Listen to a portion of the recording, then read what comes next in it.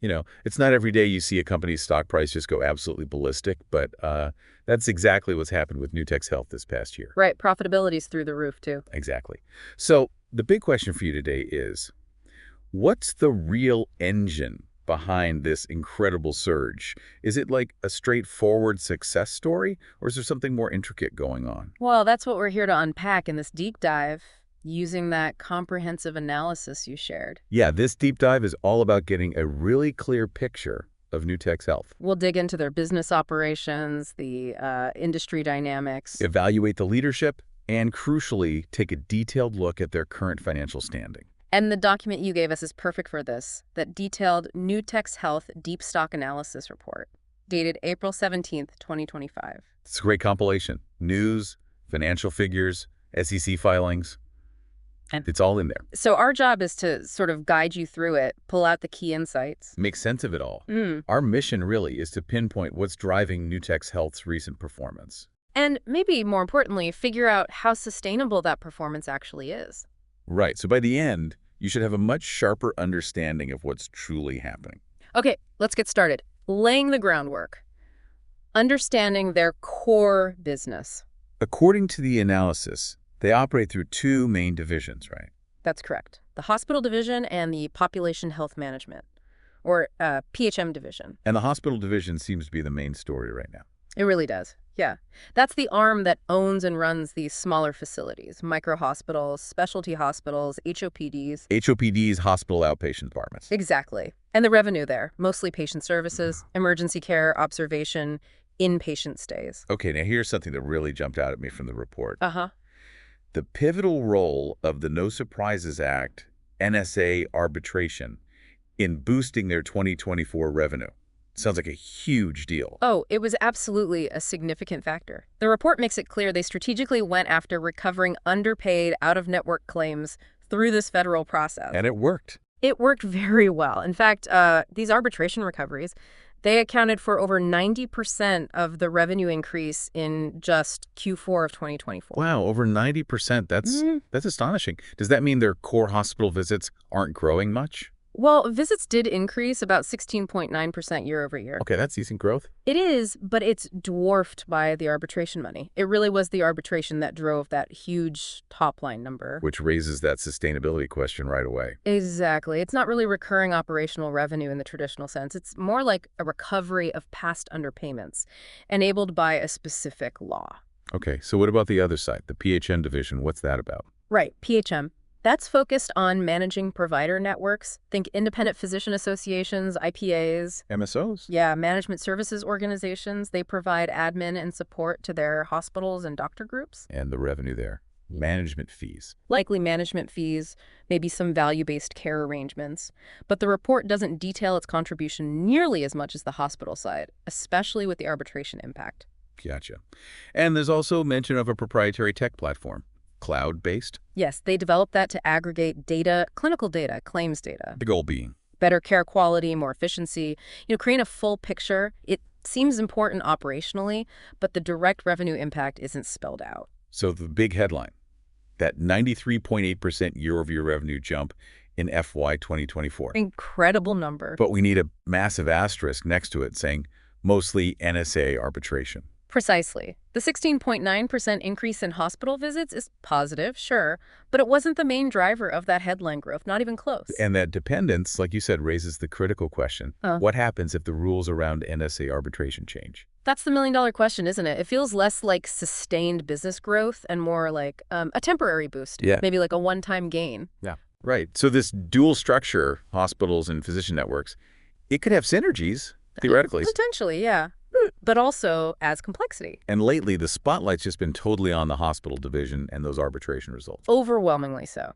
Now, if we look at their actual services... Hey, what do they do? Well, it fits the model. Micro-hospitals, 204/7 emergency, short inpatient stays, observation. Specialty hospitals, too. Yeah, things like detox, maybe behavioral health. And the HOPDs, of course. And on the PHM side. Managing those IPAs... MSO support. And interestingly, they also offer turnkey ER development services. Oh, so they help others set up ERs. Seems so. Spreading their expertise, I guess. Okay, so market position. How big are they, really? Well, as of early 2025, 24 facilities, micro-hospitals, and HOPDs across 11 states. So definitely a niche player. Very much focused on that micro-hospital model. They're not trying to be HCA. And expansion plans. They're aiming for 3 new hospitals late in 2025, maybe 4 more in 2026. But the analysis mentioned they'd previously aimed higher. Yes, significantly higher. Past targets were much more aggressive, like 20 new places by end of 2024, another 14 by end of 2025. So they've dialed those back quite a bit. Seems that way. Could be capital constraints, regulatory hurdles, maybe just the reality of expanding that fast. It's complex. Okay. So what's their basic promise, their value proposition? It revolves around high-quality, cost-effective care, but with convenience and a better patient experience. Smaller scale, more personal. Exactly. Filling that gap between, say, an urgent care or a basic freestanding ER and a huge full-service hospital. And they emphasize physician relationships. Yeah, building long-term alignment with local doctors seems key to their model. All right, so summing up the business, small hospitals, managing doctor networks, money comes from patient services. But with a massive recent boost from winning those NSA arbitration cases. Okay, let's shift gears. Chapter 2, management evaluation. Who's running the show? The main figure is Tom Vaugh. He's chairman and CEO, founded the company back in 2010. Over 25 years in medicine and business. He's an MD, board certified in emergency medicine, though not practicing now. Also has an MBA from Rice. A pioneer in micro-hospitals, the report says. Involved in over 40. Yeah, and won an EY Entrepreneur of the Year award. He's credited with steering them towards the NSA arbitration strategy that paid off recently. Okay, sounds capable, but there's a however. Yes. His tenure also includes periods where the company struggled financially, leading to multiple reverse stock splits. Which isn't great for long-term shareholders. Dilutes their stake. Exactly. It's something you have to weigh. A reverse split often signals a stock price has fallen significantly. It bundles shares together to boost the price per share, but doesn't change the company's value. Definitely a critical point for investors. What about other leaders? Dr. Warren Hosseinian, the president. Involved in strategy and communications, the report notes. And John Bates, the CFO, appointed mid-2022. Right. His background seems very relevant. Came from U.S. Physical Therapy, another public company. So experience with public company finance, SEC rules, SOX compliance. M&A, too. And notably, he recently bought NUTX stock on the open market. About $81,000 worth. An insider buy from the CFO. That's often seen as a positive signal, right? Confidence. Generally, yes. It suggests alignment. And his background seems like a good fit for a company like NUTX with multiple locations and complex reporting. Okay, how have they handled challenges? Crisis response. The main challenge discussed was the hit from the No Surprises Act, initially reducing out-of-network payments. And their response. Pivot hard to the NSA arbitration process. And as we've seen, that proved very effective, short-term at least. Turned a potential negative into a huge positive financially. Basically, they got good at arguing for higher payments after the fact, using this new legal tool. Seems that way. They successfully billed insurers retrospectively at rates they felt were appropriate. And communication. Are they transparent? Appears pretty standard. Press releases, conference calls, SEC filings, an investor relations website. They update on the arbitration stuff, too. Seems adequate on the surface. Any ethical red flags popping up in the analysis? Nothing specific mentioned in the provided info. Dr. Vo talks about integrity, patient, and staff well-being. No major controversies highlighted. So, recapping management. Dr. Vo, entrepreneurial, visionary. Dude, with that history of reverse splits hanging over him. Mr. Bates, relevant financial chops. Recent insider buy. It's like a solid addition. So, overall, honest. Seems so. Capable. Yes, the arbitration success shows that. Shareholder-oriented. That's the trickier one. High insider ownership suggests alignment, yes. But those reverse splits, they raise questions about the long-term focus on per-share value for everyone. Needs more proof of non-dilutive value creation over time, maybe. I think that's fair. You'd want to see sustained success without resorting to those kinds of measures. Okay, Chapter 3, financial health. This is where it gets really interesting given the stock price action. Absolutely. As of mid-April 2025, market cap around $788 million. Share price near 142, the 52-week high. But huge volatility, right? What was the low? Down around $4.16 in the past year. So the recent performance is remarkable. YTD up around 335%, 12-month, maybe 1,800, 2,000% or more. Just astronomical. So with that kind of run-up, what's the PE ratio look like? Surprisingly low, It does seem low, yeah, around 14.7 times trailing earnings, give or take, depending on the source. which probably means? Market skepticism. Investors likely aren't convinced those arbitration-fueled earnings are sustainable. They're not willing to pay a high multiple for potentially temporary profits. Okay, and that revenue growth again, just to hammer it home. Yeah, 93.8% year over year for FY24. And Q4, 269.6%. Driven primarily by NSA arbitration. We get it. Gotta keep saying it. It's central to the story. What about profit margins? Gross, operating, net? Big expansion there too, especially late 2024, coinciding with the arbitration wins. Gross margin around 45%. Operating margin jumped to over 44% in Q4. Net margin. Around 11%. Significant improvements across the board. Okay, but here's a metric that looks less rosy. Debt to equity. Seems high. It is high, reported at 168.55%. That indicates significant leverage. How much total debt are we talking? Around $340 million, though a lot of that might be finance leases for their facilities. Long-term debt was lower at year-end, but the overall burden is substantial. That's a lot of debt. Yeah. How does that pressure them, especially if that arbitration money slows down? Great question. And it leads right into maybe the most critical point from the analysis. Free cash flow, the disconnect there. Exactly. This is key. They reported $52.2 million in net income for FY24. Okay, sounds good. But operating cash flow, only $23.2 million, much lower.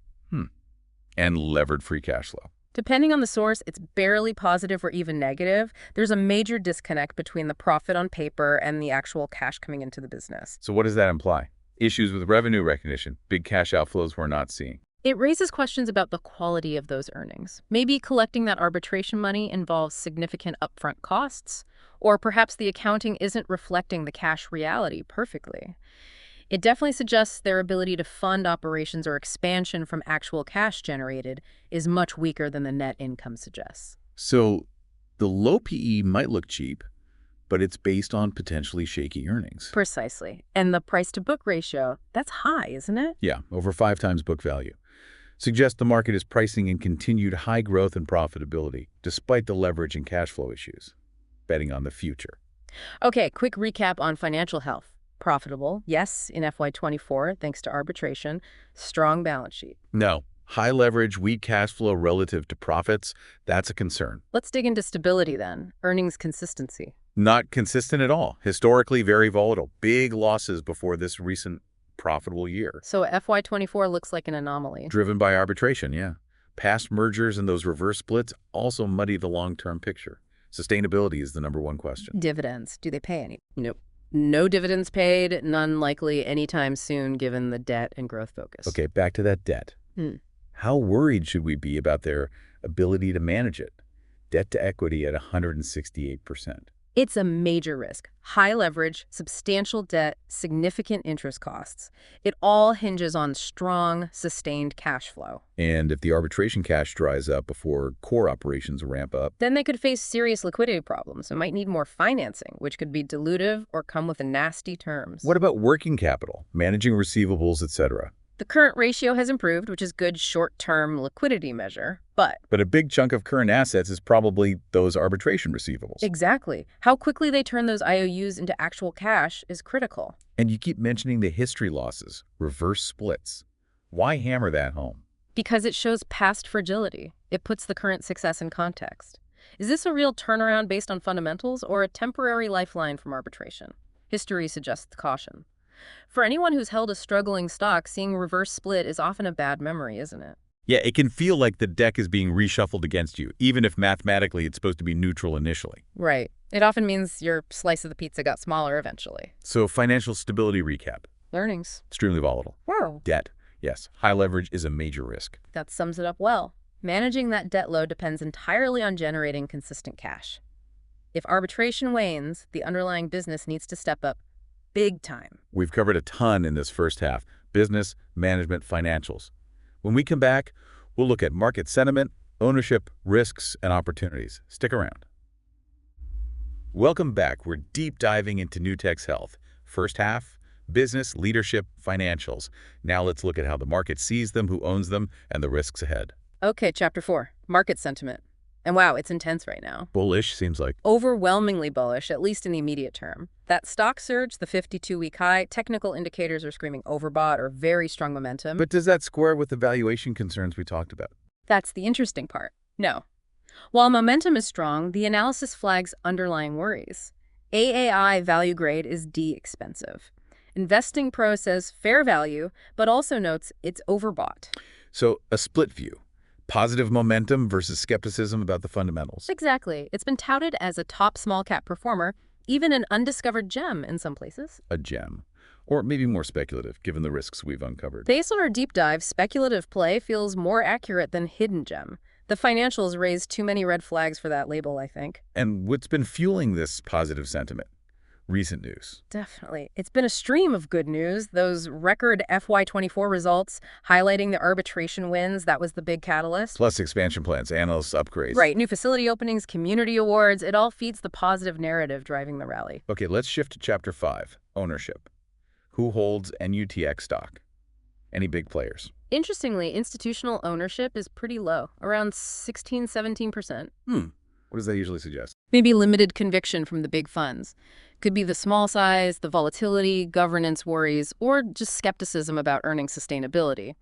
The report doesn't name major holders. So if institutions aren't big holders, who is?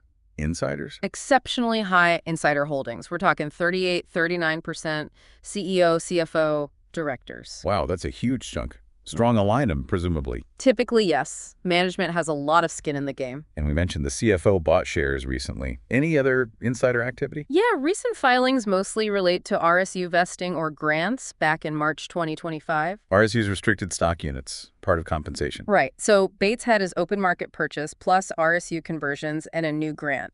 Vo had filings too, likely equity comp. Other insiders had RSU vesting as well. So ownership is highly concentrated with insiders.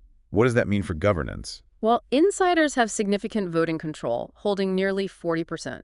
Institutions have less than 20%, leaving a relatively small public float. How small is the float? Under 50%, maybe around 3.3 million shares available for public trading. And governance concerns? Board independence. Potentially. The CEO is also chairman, which can raise eyebrows.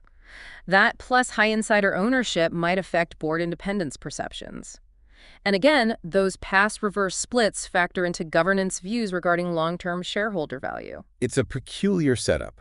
High insider ownership, low institutional interest. Why the disconnect? Could be many things. Insiders believe strongly. Institutions might be wary of sustainability, governance, the small cap float size making it hard to invest meaningfully, or maybe just limited analyst research coverage. And that small float, what does that mean for regular investors trading the stock? Increased volatility, basically. Small trades can move the price more dramatically, exaggerated swings up and down, plus potential liquidity issues. It might be harder to buy or sell large amounts quickly without affecting the price. Okay, Chapter 6, risk assessment. The SWOT analysis. Strengths, weaknesses, opportunities, threats. Let's break it down. Sure, strengths. Experienced leadership, the recent strong profits, proven arbitration success, that micro-hospital niche, physician links, and the expansion plans. Weaknesses. We've hit on many of these. We have high leverage, poor earnings quality sustainability tied to arbitration, that history of losses and reverse splits, limited scale, low institutional ownership, and the small float causing volatility. A mix of internal pros and cons. What about external factors?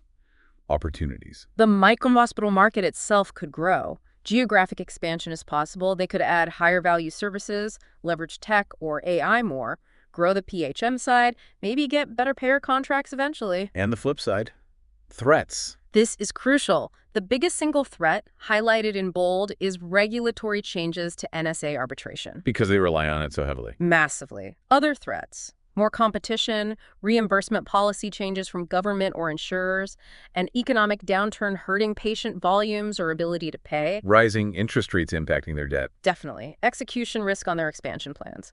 Potential tariff impacts on supply costs, that's a specific one mentioned, and of course, healthcare staffing shortages and wage inflation. That regulatory risk around arbitration just looms large over everything, doesn't it? It really does. It's the linchpin of their recent success. And there's that tension between wanting to grow and having those financial weaknesses, high debt, weak cash flow. Funding growth could stretch them thinner or mean more dilution. Exactly. They desperately need sustainable cash flow from the core business to take over from the arbitration boost. Which brings us neatly to Chapter 7, potential impact of hypothetical 2025 U.S. tariffs, an external wildcard. Right. The analysis looks at what new tariffs on imported medical gear devices, supplies, drugs might do. And the U.S. healthcare system relies heavily on imports, so. So increased procurement costs seem almost certain for NUTX. Maybe supply chain disruptions, delays, shortages. Affecting daily operations, patient care, even opening those new hospitals. Potentially, yes. Depends on how much they source directly or indirectly from affected countries. Maybe their buying groups offer some buffer, but broad tariffs usually mean higher costs overall. And the financial impact, margins. Pressure on margins, definitely. Supplies are a big chunk of hospital budgets. Tariff inflation could eat into those recently expanded margins. And they pass those costs on? Likely difficult.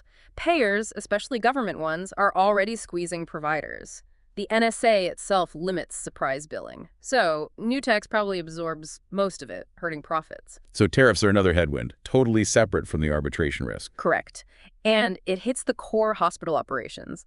Higher costs, lower margins means less net income, and crucially, less cash flow. Which we already know is a weak spot. Exactly. It could strain the balance sheet further, making debt service harder, hindering growth funding, could weaken overall stability.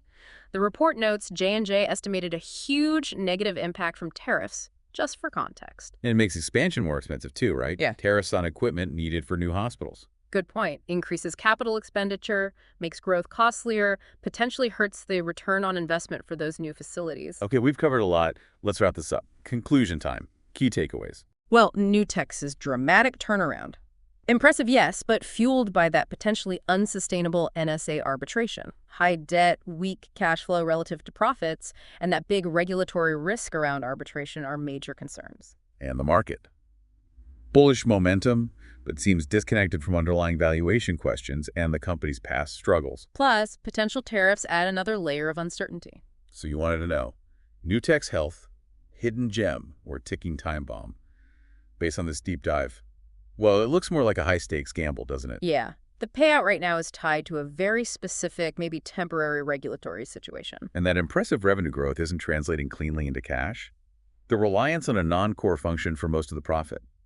It raises serious questions about the underlying business strength. Agreed. If you found this deep dive insightful, definitely subscribe to the Stock Analytics AI YouTube channel. We do these in-depth analyses regularly. And please remember, this analysis is based on info as of April 17, 2025. It's not financial advice. Investing always involves risk. And we should mention, this analysis was conducted with the help of AI, which was essential for processing and synthesizing all the information we discussed today. You can find details on the sources used in the description below. Thanks for tuning in.